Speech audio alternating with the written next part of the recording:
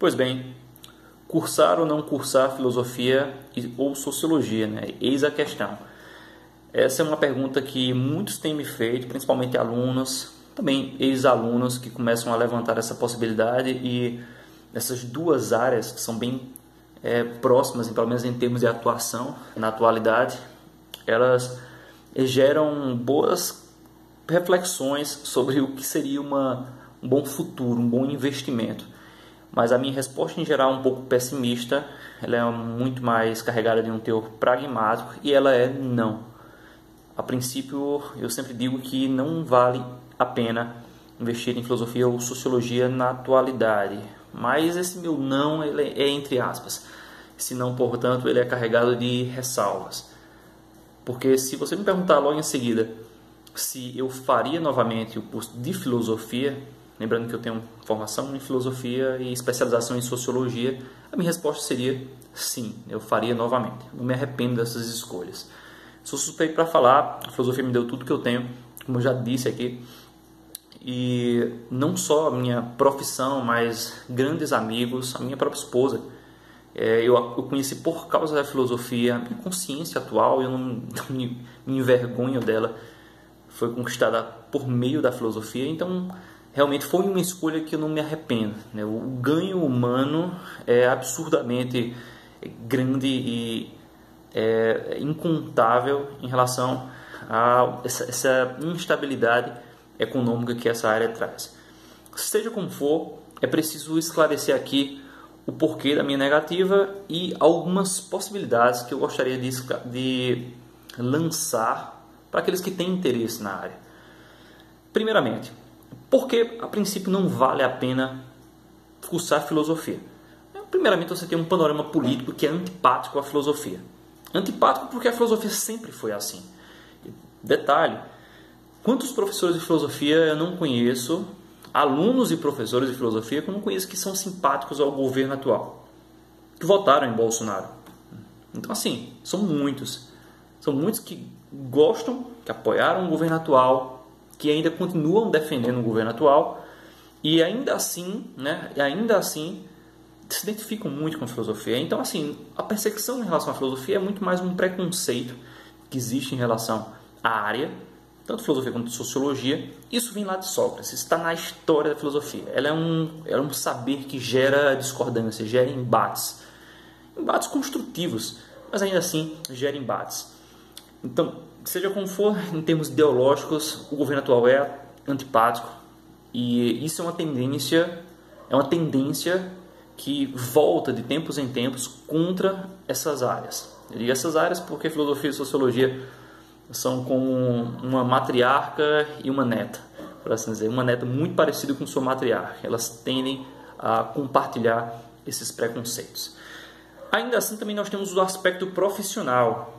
Tanto filosofia quanto sociologia têm grandes limitações de atuação profissional. A filosofia ainda mais que a sociologia. A sociologia oferece maiores possibilidades de atuação em ONGs, na política, em organismos de pesquisa.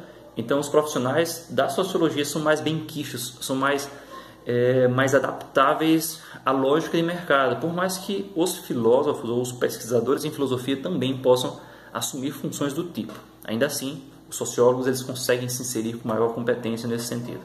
Mas são áreas que pecam muito. Em geral, as atividades para essas duas áreas são atividades docentes. Em larga medida foram atividades limitadas ao ensino superior, mas nos últimos anos, desde 2008, 2009, com a reinserção desses componentes no currículo, você teve aí também profissionais atuando no ensino médio, com muita dificuldade, por muitos motivos, mas ainda assim aumentou um pouco mais. Seja como for, é bom esclarecer que, ao meu ver, alguém que ama, que deseja, que tem um sonho de se cursar filosofia, não deve desistir. Não deve desistir, mas é preciso encarar esse sonho de forma racional, de forma clara, de forma pragmática. Então é o seguinte, é um sonho real, é um sonho que realmente é pulsante na sua vida, é uma coisa que sempre esteve aí, porque se for passível de substituição, talvez seja bom realmente pensar numa substituição. Você não precisa cursar filosofia para estudar, para ler textos filosóficos. Você não precisa realmente se dedicar a uma carreira acadêmica de filosofia para ler filosofia, para ter uma perspectiva filosófica. Isso aí é indiscutível, desde que você também não substitua a filosofia por astrologia. É bom dizer isso, né? Tem gente que anda fazendo isso. Então é bom se ater à história da filosofia, os grandes pensadores, os pensadores clássicos, os pensadores que mudaram de forma construtiva a história. Ok, então assim, alguns pontos que eu gostaria de abordar aqui para tentar esclarecer essa problemática que envolve uma formação na área e que precisa ser considerada por quem deseja e quer insistir nessa possibilidade. Primeiramente, mesmo um sonho, sendo muito convicto, muito substancial, ele pode sofrer alterações. Ele pode sofrer alterações a depender de suas experiências futuras. Então é importante que você tenha convicção de até que ponto o seu sonho se sustenta. Porque realmente, se suas condições financeiras e espirituais não são tão positivas assim, pode ser que um futuro mal-estar, uma decadência financeira, um estado de decadência financeira, doenças, aumente, fome pode ser, ou seja, realmente limitações financeiras e existenciais, no final das contas, podem interferir na sua perspectiva sobre a própria área. Então, seu sonho pode acabar mudando. A sua perspectiva sobre uma área, sua área de atuação, sua profissão pode acabar sofrendo uma alteração negativa por causa de algum mal-estar que você venha a sofrer no futuro. Então é bom ter consciência disso. A fenomenologia, que é uma área da filosofia que trata justamente disso, de que como nossa identidade, nosso pensamento, ele vai sofrendo alterações, oscilações ao longo do tempo, na medida que vamos também mudando. Então, assim, é claro, todos mudam, mas é interessante ver que alguns aspectos que às vezes a gente não espera mudar vão sofrendo uma alteração, como nossos sonhos, nossas convicções, nossas virtudes, nossos vícios, por causa dessas experiências. Então, o que acontece? Às vezes, uma convicção muito forte, por causa de um estado, um abalo sísmico na sua vida, pode ser um abalo financeiro, amoroso, existencial como um todo, ele pode acabar se tornando uma maldição. Então é bom você ter clareza sobre suas condições materiais, de como esse sonho ele pode ser sustentado ao longo da vida, ao longo da formação. Porque se você passar por necessidade, pode ser que você acabe revendo esses planos de forma negativa e alterando de forma pessimista a perspectiva sobre a filosofia, quando ela não tem nada a ver com isso. São outras circunstâncias que determinam a valorização de um profissional da área. Ponto pacífico. Ok, vou adiantar aqui para não me perder, às vezes eu falo demais.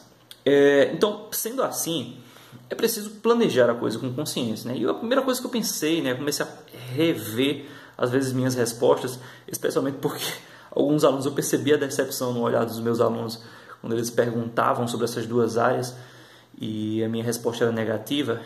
E eu comecei a imaginar assim, poxa, se eu tivesse um filho, o que é que eu indicaria a meu filho se ele quisesse, se ele tivesse convicção que queria cursar filosofia? Eu daria justamente essas mesmas orientações a princípio. Tenha consciência sobre esse sonho. Reveja esse sonho. Veja até que ponto esse sonho ele realmente, meu amigo, é uma coisa tão forte que ele vai te levar de qualquer maneira a sustentar essa decisão. Feito isso, feita essa escolha, você precisa pensar aí de como você pode sustentar esse projeto. Se você é rico, é podre de rico, tem dinheiro sobrando, não tem nada com que se preocupar. Mas se não for esse o caso, é preciso sim pensar em um projeto que lhe possibilite sustentar uma formação do tipo. Ou conseguir um emprego que você possa trabalhar paralelamente para manter esse curso, como muita gente faz. Isso não é ilusão, né? Isso não é ilusão. Muita gente faz isso, não são alunos ruins. São pessoas já preocupadas, são pessoas já adultas em termos práticos. Ou mesmo fazer um concurso, né? Estudar paralelamente para concursos para manter realmente essa formação e, independentemente do que acontecer, você vai estar, digamos assim, seguro ou pelo menos encaminhado em outra área, como também já aconteceu com muita gente que eu conheço. Ninguém me orientou para isso, mas posteriormente eu me dei conta desse bizu, por assim dizer. Algumas pessoas faziam acidentalmente e se davam bem. Então, assim, é algo a ser considerado por quem tem em vista uma formação na área. Seja como for, né? Existe também uma diferença de atuação entre filosofia e sociologia. Filosofia é uma área basicamente que está limitada em termos profissionais à atuação docente, seja no ensino superior, médio ou até mesmo no ensino básico. Em alguns municípios aceitam e trabalham com filosofia.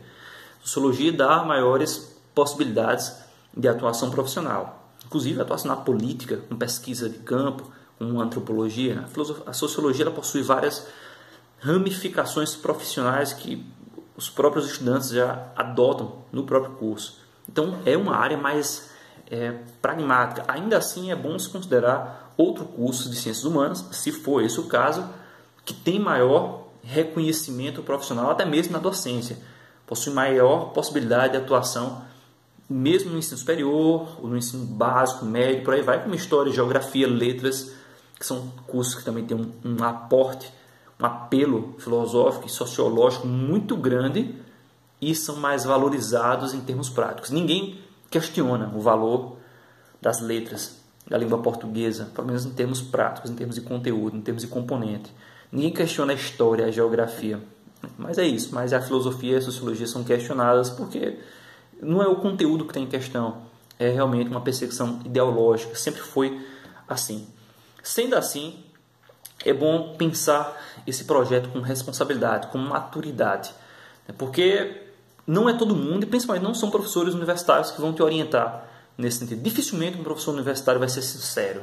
Tem uns bons professores que eles falam isso, são bem sinceros em relação à situação da filosofia, outros simplesmente estão um pouco se lixando para o aluno. Ele precisa do aluno ali para manter a própria atividade. Então, assim, é de suma importância que o estudante esteja atento às dificuldades que vai enfrentar.